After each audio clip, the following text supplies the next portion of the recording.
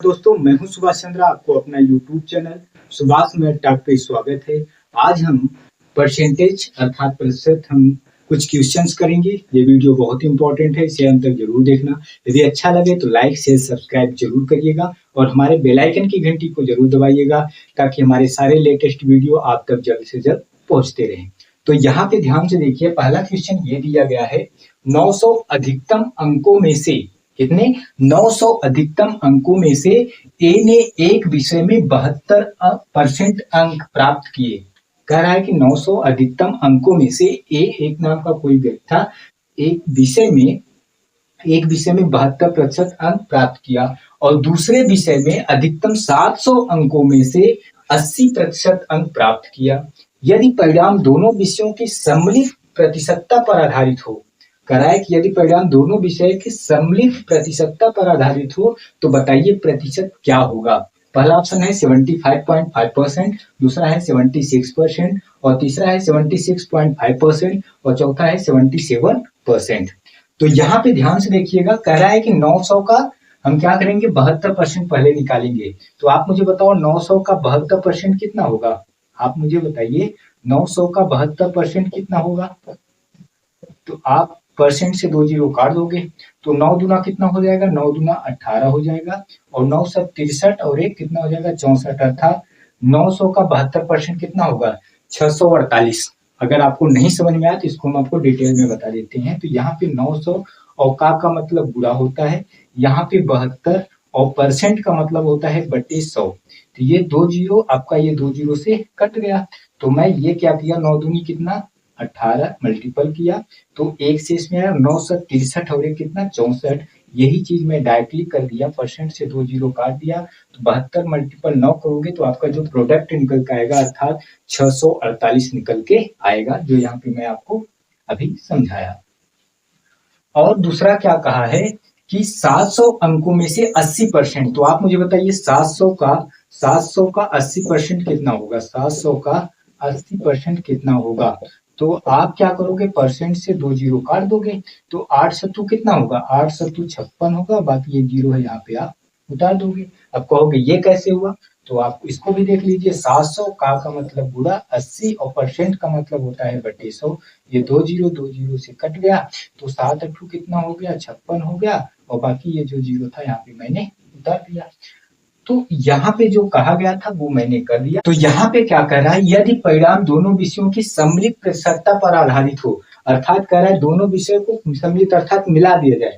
तो यहाँ पे बताओ अगर ये दोनों को मैं मिला दूं तो कितना हो जाएगा, 6 5 1100 और यहाँ पे 6 4 10 1208 हो जाएगा, अर्थात ये सम्मिलित करने पे पूरा कितना हो जाएगा 1208 हो जाएगा। और यहाँ पे जो है 9 7 कितना हो जाएगा, 9 7 1600 हो जाएगा और मल्टीपल 100 क्यों, क्योंकि यहाँ पे क्या पूछ रहा है प्रतिशत निकालने के लिए पूछ रहा है। तो ये 2 जीरो से कट गया और 16 सत्तू कितना होता है, 16 सत्तू 112 होता है। तो यहाँ पे कितना बचा 8 बचा 88 हुआ और 16 पचे कितना हो जाएगा 80 हो जाएगा। फिर यहाँ पे कितना बचा 8, डेसिमल लगाने के बाद जीरो हो गया तो 16 पचे 80, अर्थात कितना आपका हो गया 75.5%। ऐसा ऑप्शन कौन सा दिख रहा है, ऐसा ऑप्शन ए दिख रहा है। तो आइए दूसरा प्रश्न देखते हैं। एक परीक्षा में 3 विषय हैं और प्रत्येक का अधिकतम अंक 100 है। मतलब कह रहा है एक परीक्षा में 3 विषय हैं और प्रत्येक का अधिकतम अंक कितना है 100 है। एक छात्र पहले विषय में 60% और दूसरे विषय में 80% अंक प्राप्त करता है, उसे कुल 70% अंक प्राप्त होते हैं। अर्थात आप समझ रहे हो, कह रहा है कि एक छात्र है वो 60% और दूसरे में 80% प्राप्त करता है, उस पूरा टोटल कितना प्राप्त करता है 70%। और कह रहा है तीसरा विषय जो है, तीसरा वो नहीं प्राप्त किया है, तो कह रहा है तीसरा वाला आप बता दो। तो पहला है 80, दूसरा है 60, तीसरा है 65 और चौथा कितना है 70 है। तो यहाँ पे ध्यान से देखो, पहला में जो वो प्राप्त कर रहा है पहले सब्जेक्ट में कितना, एक छात्र पहले विषय में वो 60% प्राप्त कर रहा है और दूसरे में कितना प्राप्त कर रहा है, दूसरे में 80% प्राप्त कर रहा है, यहाँ पे दिया है। और कह रहा है उसे कुल 70% अंक प्राप्त हुए, तीसरे का निकालने के लिए कह रहा है। और कह रहा है जो उसका पूरा टोटल है, पूरा टोटल दे रहा है, वो कितना दे रहा है, पूरा टोटल जितना दिया है वो कितना दिया है 70%।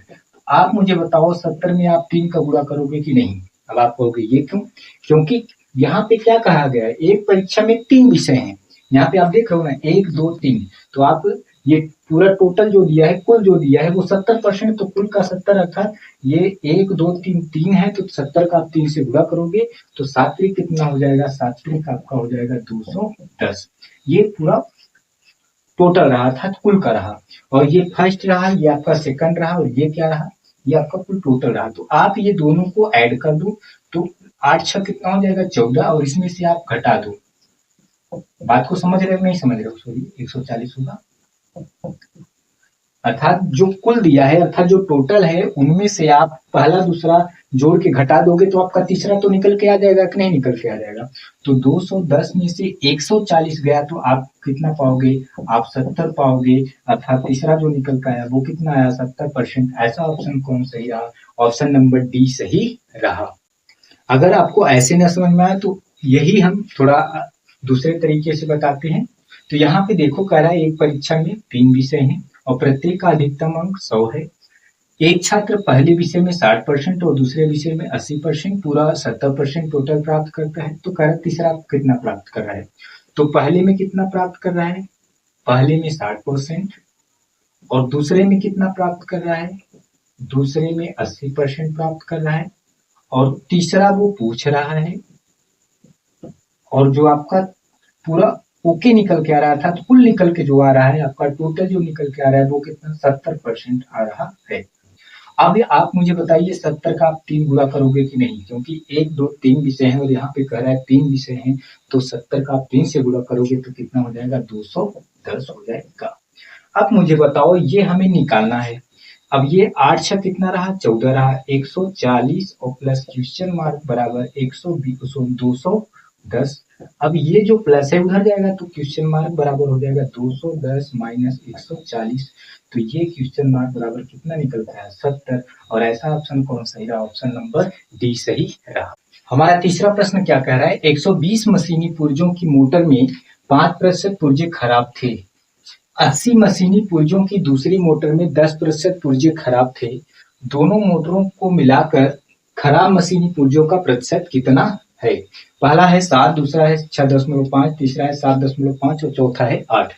तो यहाँ पे ध्यान से देखिए कह रहा है 120 मशीनी पुर्जों की मोटर में 5% खराब है, तो 120 का 5% कितना होगा?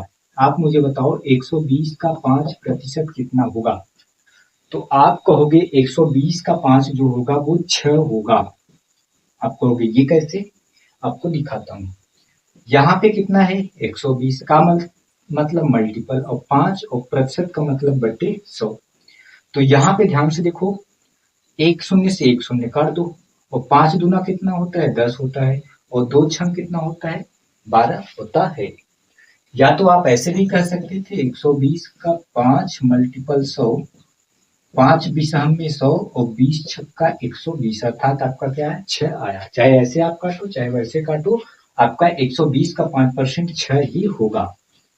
अब इसके बाद क्या कह रहा है? 80 मशीनी पुर्जों की दूसरी मोटर में 10% खराब थे, तो 80 का 10% कितना होगा?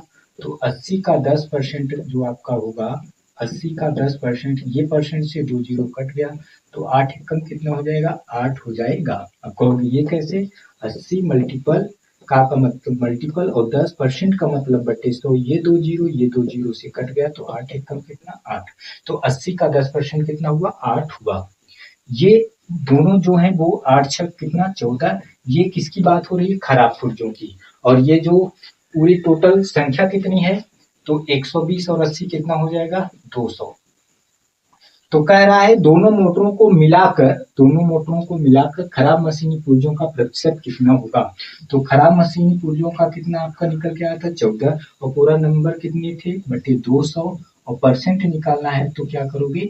100 कर दोगे। अब ये 2 जीरो से कट गया, 2 सत्तू कितना होता है? 14, तो 7%। ऐसा कौन सा ऑप्शन सही रहा? ऑप्शन नंबर ए सही रहा। हमारा नेक्स्ट क्वेश्चन क्या है? 180 के 15% में कितना जोड़ा जाए कि योगफल 360 के 20% के बराबर हो जाए? बहुत छोटा सवाल है।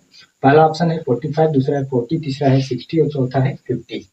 तो यहाँ पे ध्यान से देखिए कह रहा है कि 180 के 15%, तो 180 का 15% में क्या जोड़ दिया जाए कि ये जो है 360 का 20% के क्या हो जाए, बराबर हो जाए।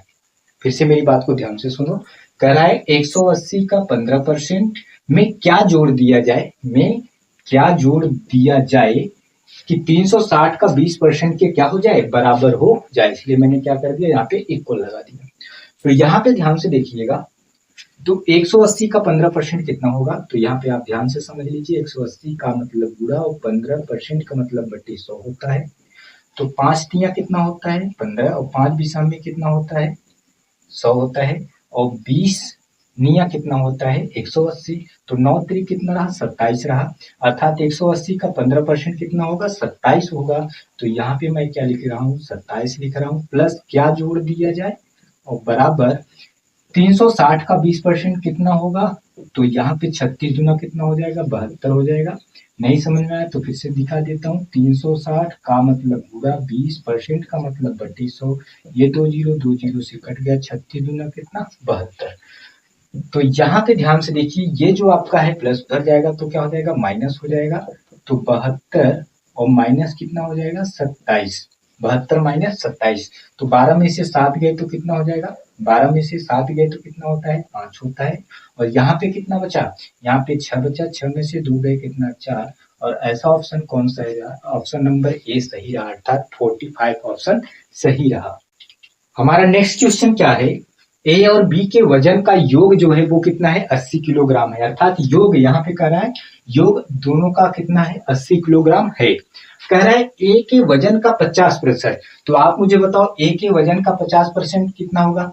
सबसे पहले ए और बी के वजन का योग कितना है, तो हम ए प्लस बी कितना करेंगे, तो 80 कर लिया, 80 किलोग्राम। अब कह रहा है कि ए के वजन का 50%, तो ए का 50% कितना होगा, 1/2। अब आप कहोगे मुझे समझ नहीं आया। तो ए के वजन का 50% अर्थात ए का मतलब गुणा 50%, तो 50% का मतलब बटे 100 होता है। तो 50 से कम 50, 50 दूना 100। तो अर्थात मैं 50% को क्या लिख सकता हूँ, 1/2। तो ए के वजन का 50% जो मैं यहाँ 1/2 लिख दिया हूँ। अब कह रहा है कि बी के वजन का 5/6 गुना है, तो बी के वजन का 5/6 गुना है। तो आप मुझे बताओ, ये 2 से मैं काट सकता हूँ क्या, 2 तिहाई 6। अब ये ए अपने स्थान पे, बी कहाँ आएगा, नीचे आएगा। और ये बाकी 5 ऊपर ही रहेगा, नीचे क्या रहेगा, 3 रहेगा। ए की वैल्यू कितना रही, 5 रही। बी की वैल्यू कितना रही, 3 रही। अब यहाँ पे ध्यान से देखो, कह रहा है ए और बी के वजन का योग कह रहा है ए और बी का योग 80 है। तो ए प्लस बी का योग 80 है। तो यहाँ पे हम भी जोड़ेंगे 5 और 3 कितना, योग मतलब यहाँ पे जोड़ेंगे 5 3 कितना, 8। और 8 की वैल्यू कितना है, 80 है। 8 की वैल्यू कितना है, 80 है। तो एक की वैल्यू कितना होगा, 8 दहम 80, तो एक की वैल्यू कितना होगा, 10 होगा। अब यहाँ पे आगे क्या कह रहा है, कह रहा है दोनों के वजन का अंतर क्या बता दो। अंतर पूछ रहा है, तो आप मुझे बताओ ये दोनों का डिफरेंट कितना होगा। 5 में से 3 गए 2, और जब एक की वैल्यू 10 है तो मुझे बताओ 2 की वैल्यू कितना होगा, 2 गुणे 10 तो कितना हो जाएगा, 20 किलोग्राम। और ऐसा ऑप्शन कौन सही रहा, ऑप्शन नंबर ए सही रहा। यदि हमारा ये वीडियो अच्छा लगे तो लाइक शेयर सब्सक्राइब जरूर करिएगा। धन्यवाद।